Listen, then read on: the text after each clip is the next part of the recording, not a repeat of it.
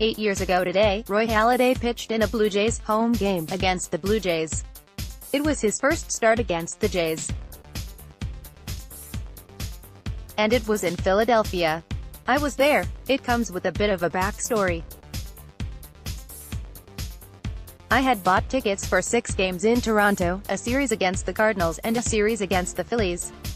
Toronto was going to be hosting the G20 Summit of World Leaders the weekend of the Phillies series, but I had been assured, by people in the front office, that the games would go on as scheduled. I had been holding off getting flights and hotel room, but I had assurances that the games wouldn't move. So, about 2 days after I bought everything, Paul Beeston held a press conference saying they were moving the Phillies series to Philadelphia. I was less than thrilled, especially as Beeston talked about how the team would reimburse Phillies fans who had planned to make the trip to Toronto, without suggesting that they would help out Jays fans who planned a trip.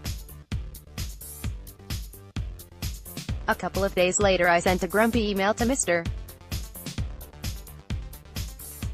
Beeston, and the next day I got a call from a VP of marketing, who helped me arrange tickets in Philadelphia and exchanged our tickets for the Cardinal games, for better ones. I rearranged the hotel, booked a rental car, and was all set. Watched the 3 Cardinal games, having to walk past a few hundred police officers to get to Rogers Center. Then it was off to Philadelphia. From the recap, so, well, this was a long day.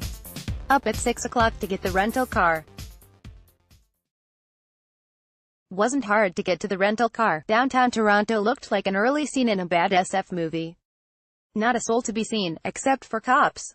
Drive pretty much like crazy, 10 hours.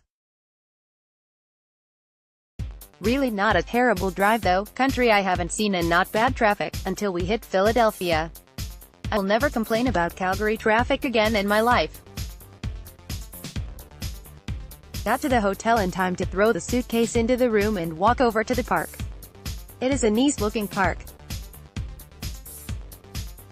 After the 3 games in Toronto, where the normal poor attendance was hurt by the fact no one from Toronto would want to fight their way to the Dome, man, this place was packed. And almost everyone in Phillies colors. Seemed like 50% of them with Halladay's name on their back. The game itself? Doc was good. Our batters were bad.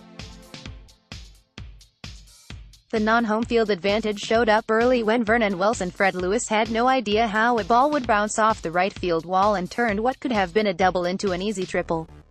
Vernon also ran a mile to have a ball hit him in the glove and fall to the ground. John Buck's long swing versus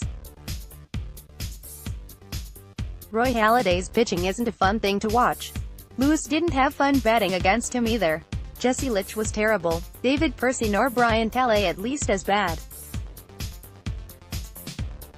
Between them they managed to walk Jimmy Rollins 4 times.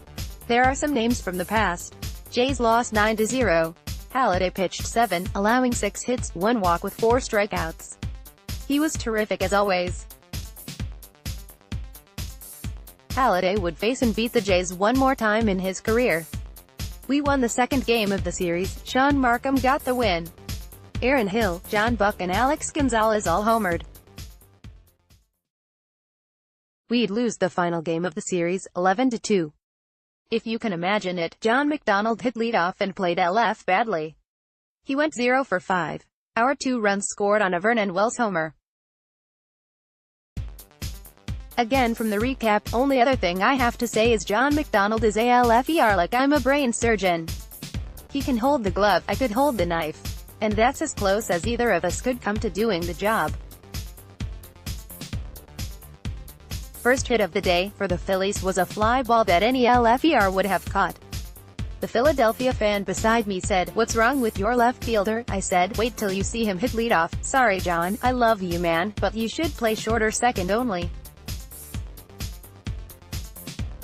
The nice lady sitting in front of me, scoring the game, turned to me and said, "I'm charging all those runs to Cito. I should be manager. I know McDonald isn't an outfielder." I told her she got my vote. Beyond the games, we managed a visit to Hugo, and met his newborn son, who is 8 now. And I had a cheesesteak at Jim's. I'll admit, I thought it was kind of strange to stand in line for 40 minutes for a sub, but we enjoyed.